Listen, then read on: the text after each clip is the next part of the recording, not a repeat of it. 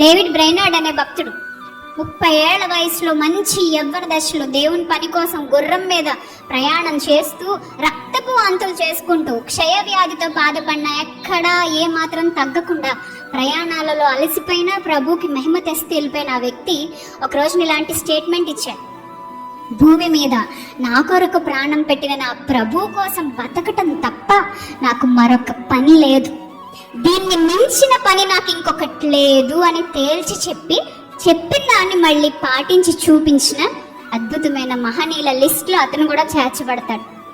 గుర్తుందా మీకు ఆ పేరు? David Brainerd. మీరు కావాలనుకుంటే ఒకసారి గూగుల్ చేయండి, తర్వాత ఆయన ఫొటోస్ చూడండి, ఆయన బుక్స్ ఒకవేళ ఇక్కడ మనకి రాజమండ్రిలో చాలా బుక్ స్టాల్స్ ఉంటాయి, క్రిస్టియన్ బుక్ స్టాల్స్ ఉంటాయి, వెళ్ళి ఇలాంటి భక్తుల చరిత్రలను చదవండి, తెలుసుకోండి. ఆ భక్తుల జీవితాలు మన ఆత్మీయ జీవితానికి ఎంతో ప్రభావాన్ని చూపిస్తాయి.